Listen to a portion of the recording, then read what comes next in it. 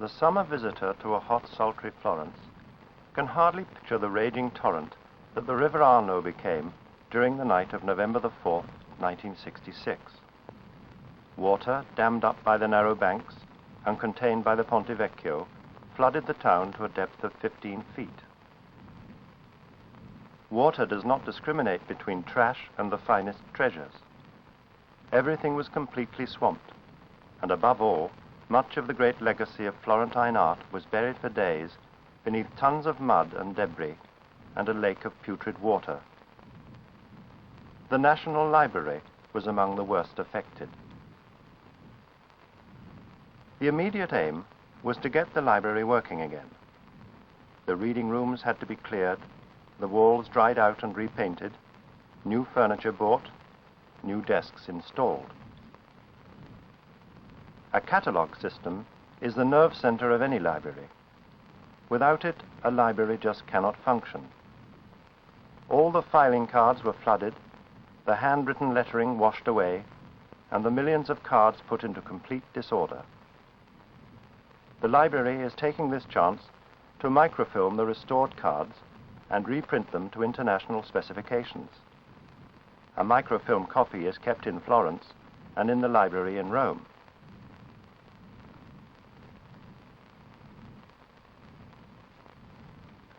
Two famous collections form the basis of the library: the 60,000 manuscripts and volumes of Antonio Magliabecchi, librarian to Cosimo de' Medici, was added to the 50,000 books and manuscripts of the Palatina collection, that of the Grand Dukes of Tuscany.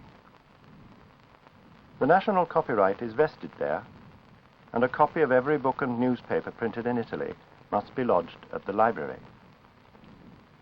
The richness of its material is unrivaled.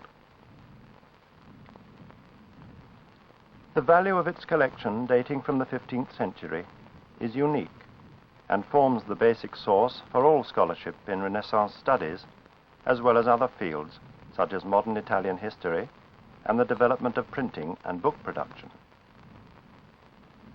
An Italian scholar wrote, "The history of thought and of our literature can neither be traced nor sought without using this library, where are brought together the most conspicuous and numerous documents of humanism, which began and established itself above all in Florence."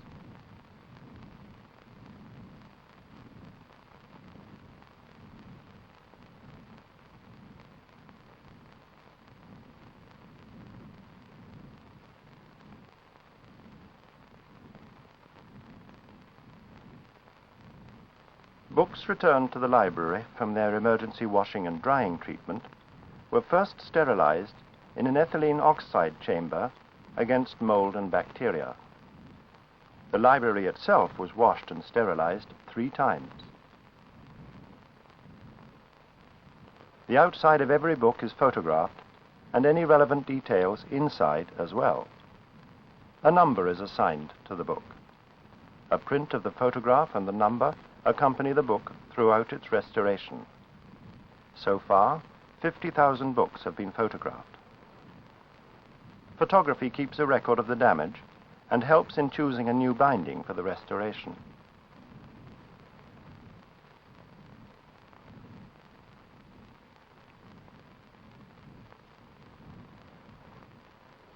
A librarian selects each book to be restored, classifies it according to value, and with the help of a restorer, marks up a card with symbols to show what work is to be done.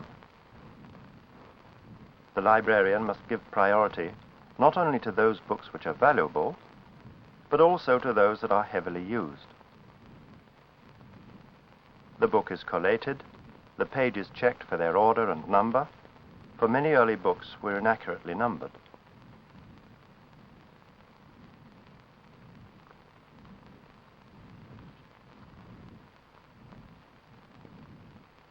Some edges were badly stuck with mud, sawdust, and gelatine, and this was concentrated most between the sections of books, leaving them as brittle as a freshly baked biscuit.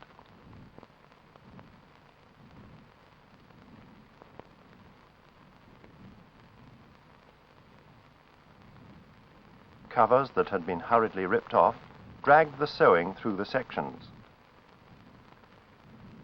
Early 16th century spines suffered least, as they had been pasted with starch rather than hide glue. The insides of limp vellum books survived best. Sewing is cut from the spine so that the sections can be parted.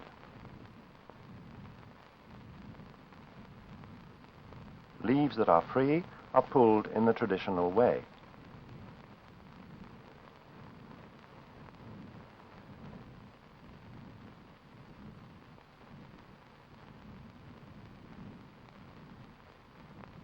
As much mud as possible is removed dry by flexing the leaves, but thick layers of mud are scraped with delicate care using spatulas and sharp blades. The drier the mud, the easier the work.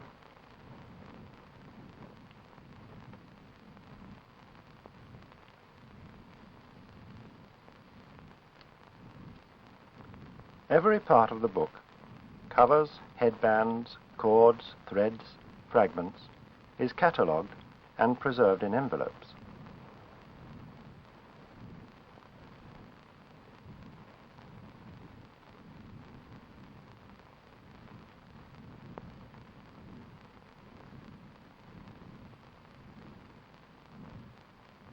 Some specially bad books have to be soaked and treated in a solution of alcohol and water, which also makes the leaves stiff when they are wet and so easy to handle.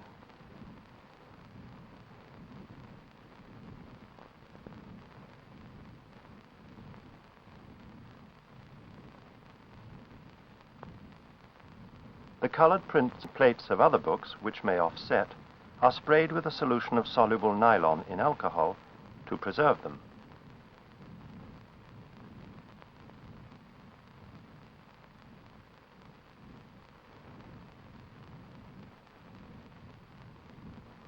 These books are then interleaved with wet strength paper and sent through the washing processes.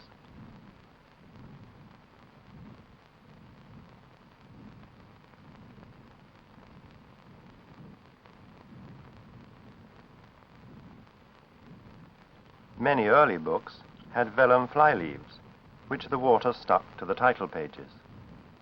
Others have bindings with manuscript spines, which will need the same treatment.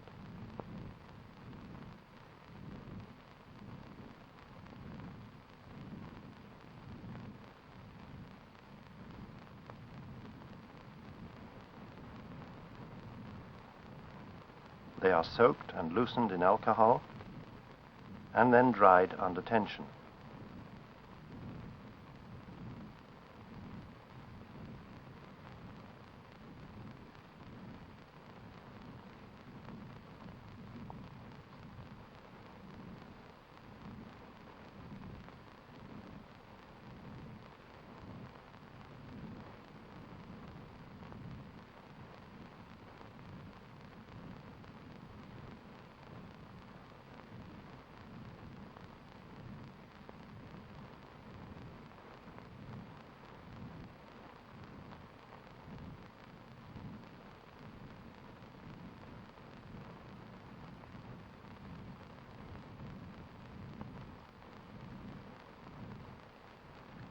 Comparatively few books were affected by the oil escaping from central heating plants, for the oil floated on top of the water, and most of the books were protected from oil by the mud.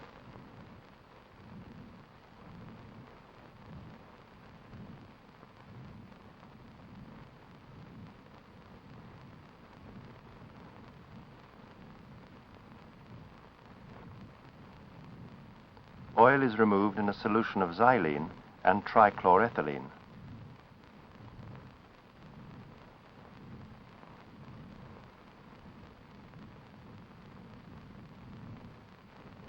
The experimental research necessary for these treatments is undertaken at two centers, the Institute of Book Pathology in Rome and by the Imperial College of Science and Technology in association with the Royal College of Art in London. Here, physicists and chemists study problems of restoration and carry out historical research into paper and binding structures and materials.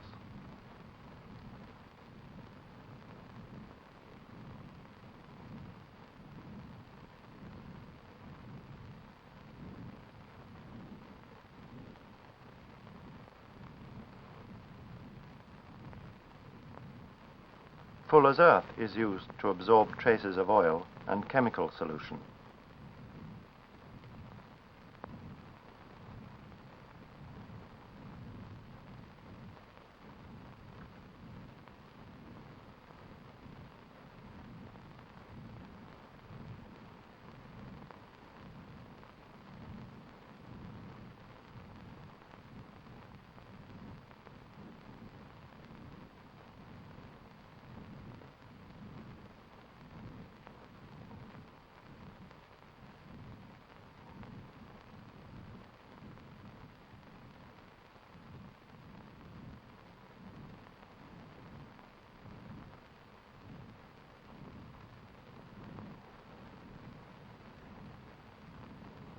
"40 stainless steel sinks have been built in the washing section of the library, each thermostatically controlled.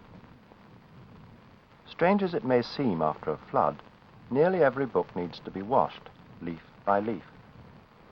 The washing water contains a fungicide solution. Leaves are floated on ply boards, which are easily submerged. Gelatine and mud smears are brushed away. It takes about 4 hours to wash a book.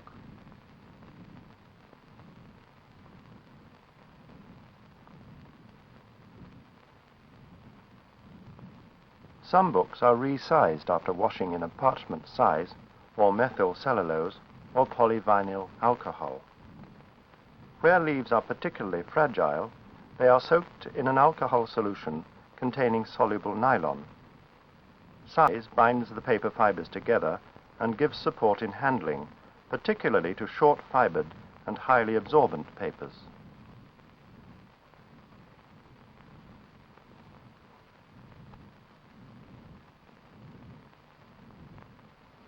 The books are more alkaline after the flood. Random pH tests are taken with a flathead electrode, and a few books which suffer from too much acidity, particularly from ink stains, are deacidified. Bleaching is limited to print restoration and severe staining such as from the tannin in leather covers which make the pages illegible. It is then neutralized with an anti-chlor, washed for 6 hours, and then deacidified.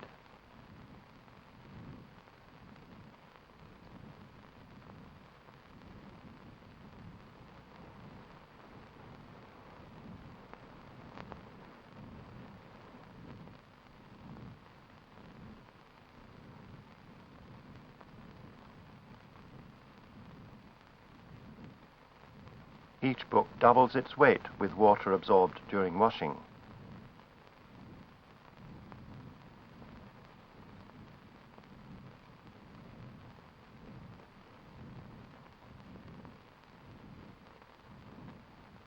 Drying must be done carefully and at the right temperature and speed.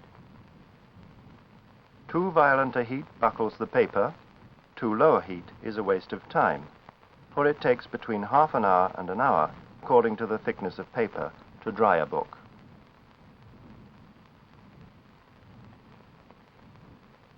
Olive netting is used for the racks on which the leaves are laid.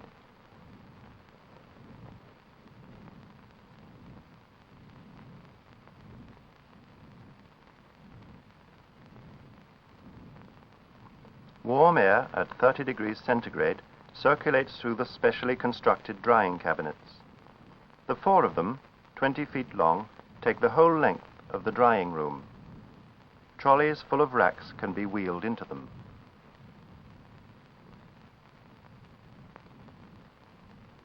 An aqua buoy is used to take random samples of water content.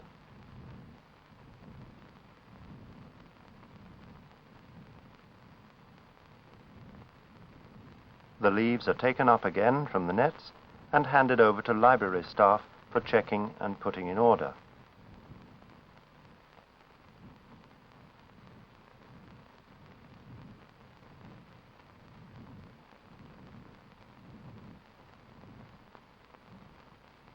The reassembled book is wrapped in brown paper impregnated with fungicide to await mending and binding.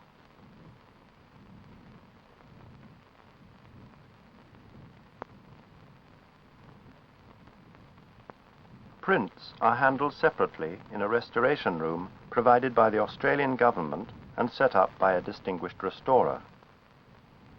Many of the problems in print restoration are the same as in book restoration. The prints have to be pulled, washed, dried, and collated in a similar way, though extra care must be taken against losing color and offsetting, a danger in bleaching work such as this.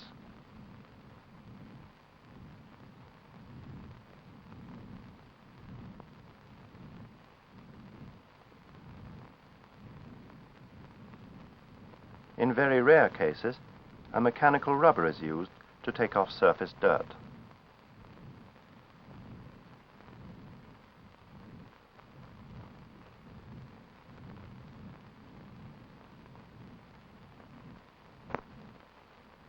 The main reading room of the library was converted into the mending room and bindery. All the benches were custom made in sections, so that they can be moved when necessary and the room reconverted to its proper use.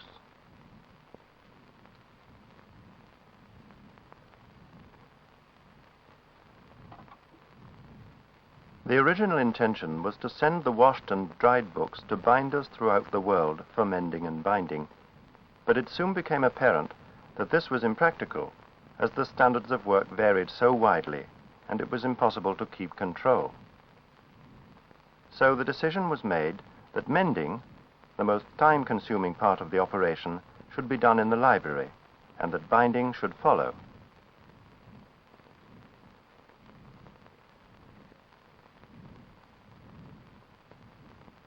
The mending department was designed for 30 workers, the most for whom space and wages could be found, and the training of 5 unskilled men and women each week was started in July 1967.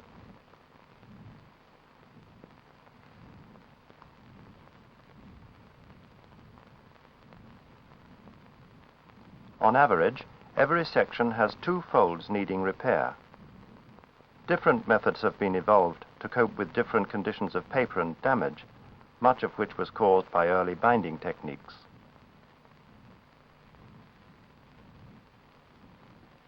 A lens tissue is impregnated with adhesive, applied either by brush or spray gun for the mending of simple tears.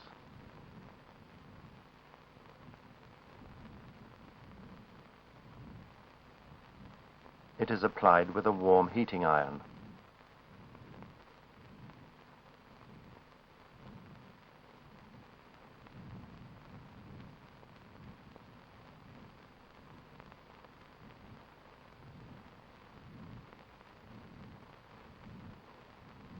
Serious tears and missing pieces of leaves are mended with long-fibered Japanese tissue paper. When this is torn, it leaves fiber strands up to 1/4 of an inch long.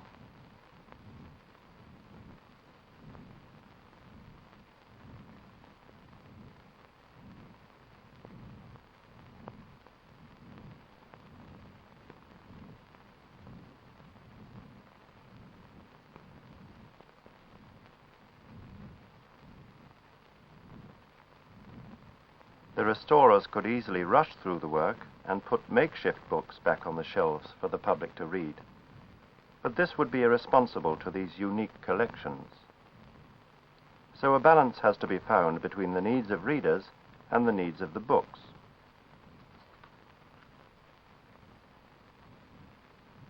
The restoration work undertaken in the library would normally be done book by book in individual craftsmen's studios, time and cost being secondary considerations to the quality of work.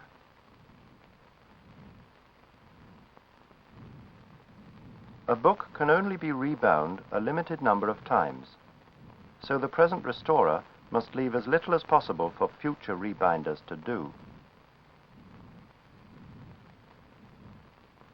Some could be replaced from the world's book markets, but a book can hardly be replaced when it is a presentation copy, or part of a famous collection, or is unique by virtue of the notes in its margins or collector's markings. Long fiber technique is useful in strengthening mends that would otherwise be repaired with a paper of the same thickness and joined with a stiff paste. variations on it have been developed using a spray gun to damp the whole leaf and combinations of heat set and long fiber techniques. The fibers of the Japanese tissue overlap the original and are impregnated with a paste specially designed not to leave a stain and to remain flexible. The paste is spread out into the leaf to add support round the mend.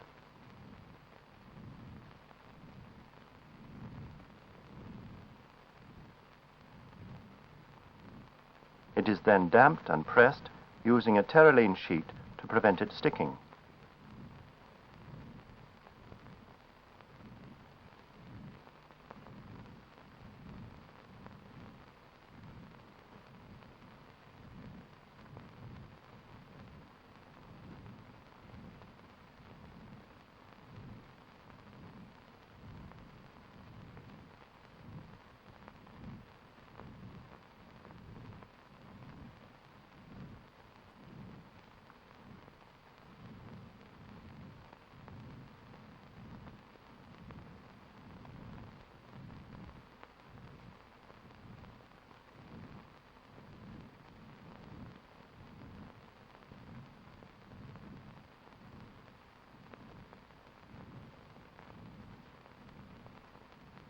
A book can take up to a week to mend, but less than 10 hours to rebind.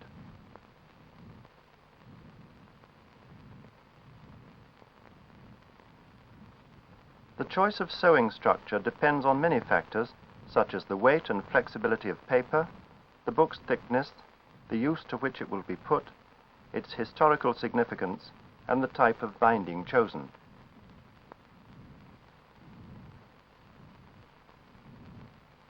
In a herringbone sewing, thread is passed around white alum tawed or whitawed pigskin. This was used in medieval books and is often still so sound that it can be reused. A headband is sewn in place for a limp vellum binding. Headbands must be particularly strong for this type of binding because they are laced into the covers.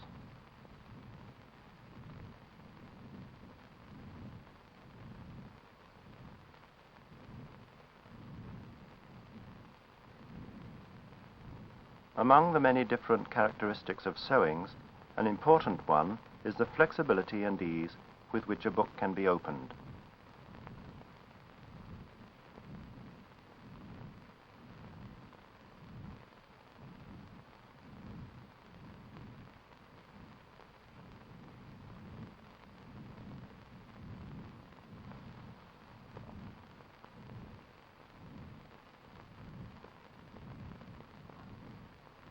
The Magliabecchiana collection has many fine limp and semi-limp vellum bindings, which are typical of Tuscany and important to it.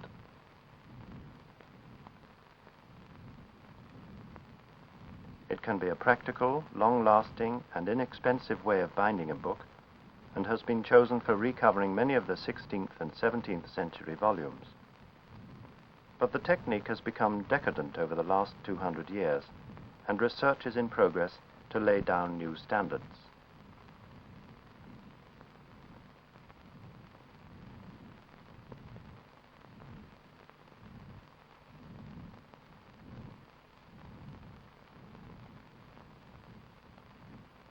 The full natural thickness of a skin is best for covering a book, so the characteristics of both must be taken into account.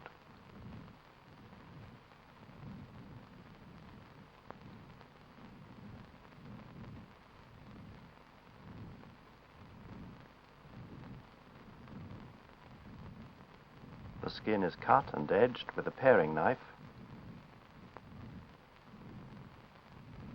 The head and tail is carefully marked and scored from the fresh side, and the turn-ins formed and pressed with an ivory folder.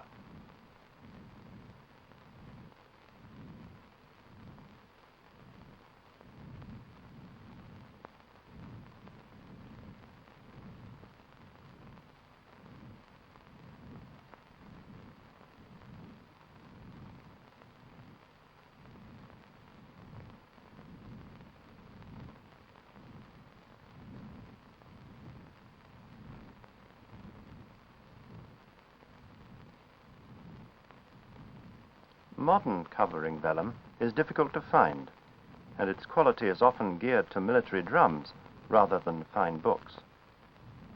Atmospheric changes influence it all too easily, making it difficult to handle, and modern skins are less strong and supple than their medieval counterparts.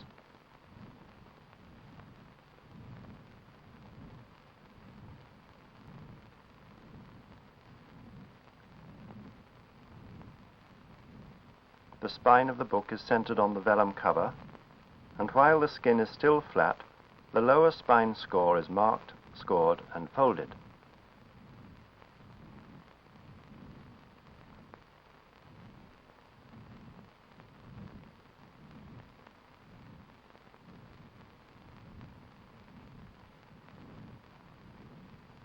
A book of this style has no backing, so the main consideration in choosing the width of the joint is the amount of swelling.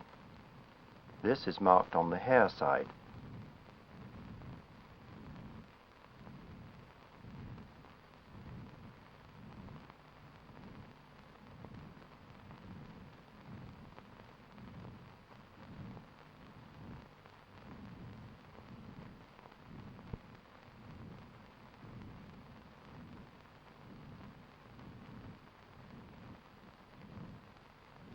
The main strength of a medieval limp vellum binding lay in its structure.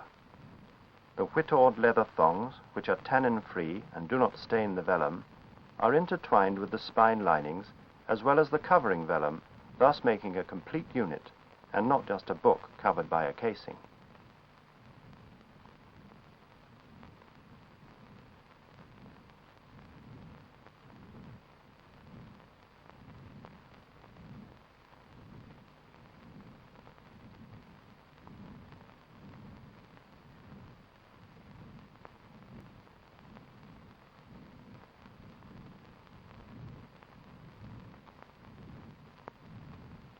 Vellum must be allowed to breathe, for if it is stuck down onto boards, it will inevitably distort with changes of humidity and temperature.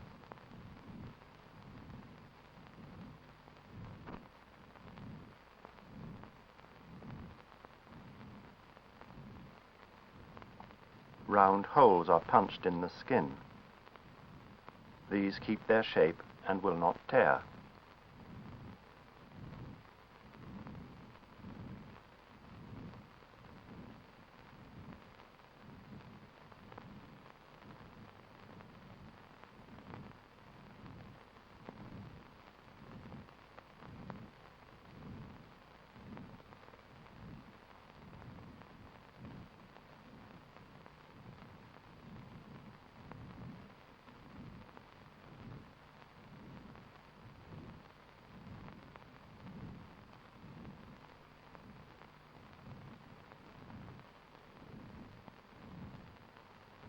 Similar holes are punched on the outside, and the thong is relaced and tied on the inside.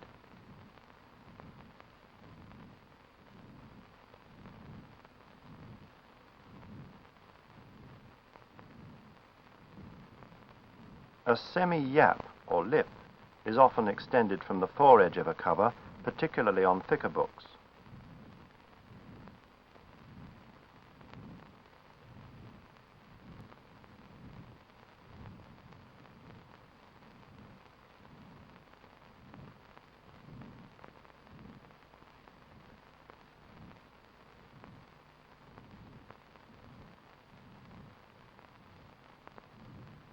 Several interlocking corners have been designed to suit different books. Little or no adhesive is used.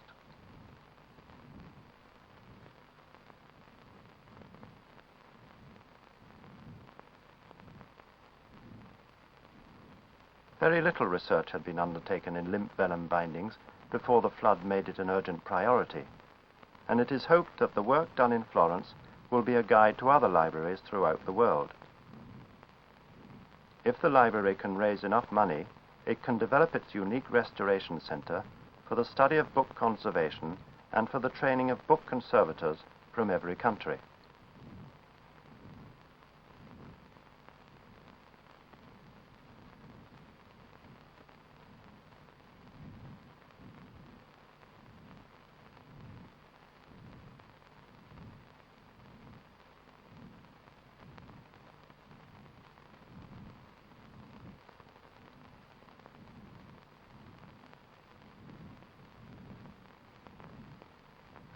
End papers are not pasted easily to the hair side of vellum, so it is best to scrape the turn-ins and prepare a suitable surface.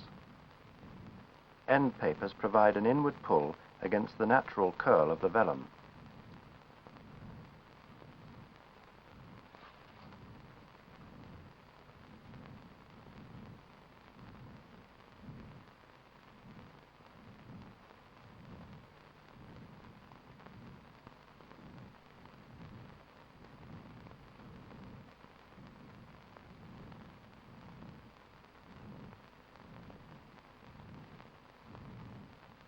The simple folio end paper has been replaced by a zigzag style, which opens much more easily.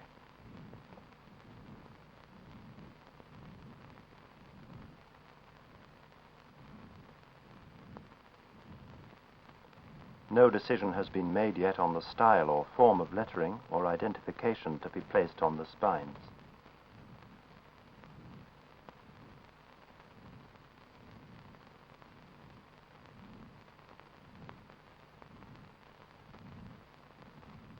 Most of the other rare books will be covered in leather, in a form appropriate to their period.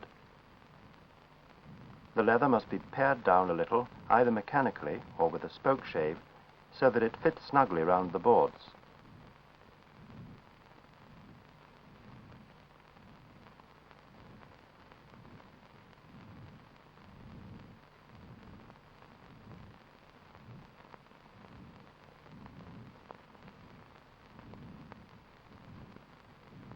The boards, too, are shaped mechanically, or with glass paper, or a spoke shave, before being punched to take the lacing cords.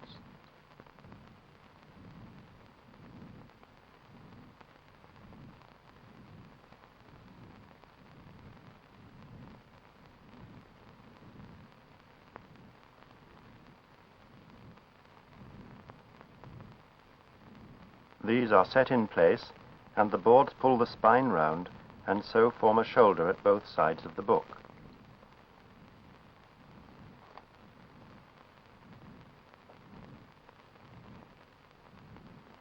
This method was used well into the 17th century, and is much less damaging to the spine than the modern method of rounding and backing. It is not typical of the work in the library, but represents the library's attitude of finding a suitable binding for each book.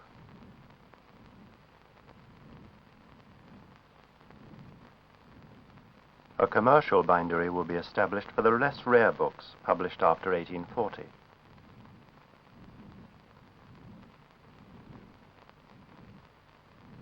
The leather is pasted out on a soft rubber pad, which helps in molding its shape over the spine.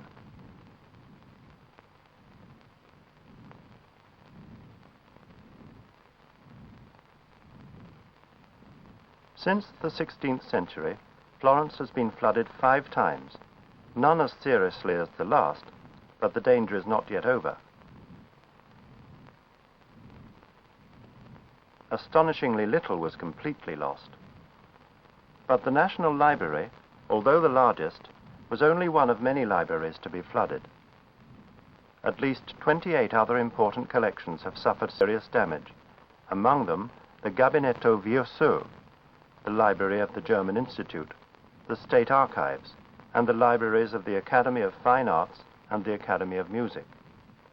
To this must be added many other local and university libraries and archives, and the books stored at private booksellers, collectors, and repairers. The damage and loss to scholarship is incalculable.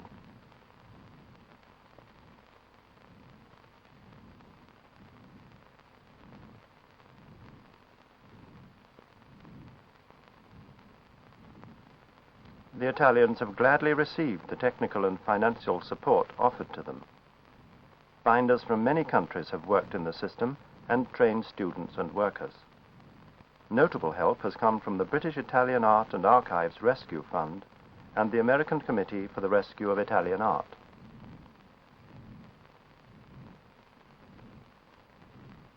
By far the largest support is now coming from the Italian government.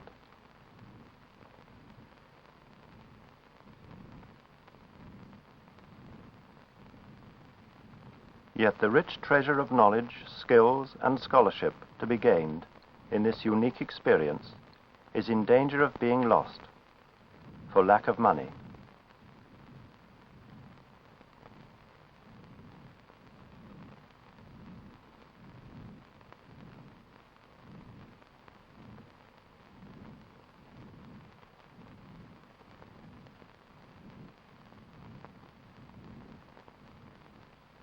If the restoration and training can continue, the washing and drying of books should be complete in 3 years.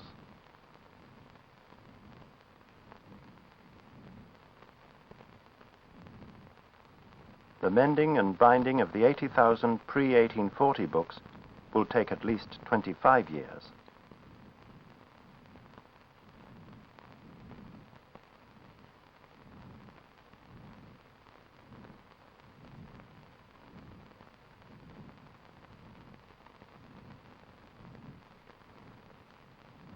Besides this, there are nearly 500,000 books to be library bound.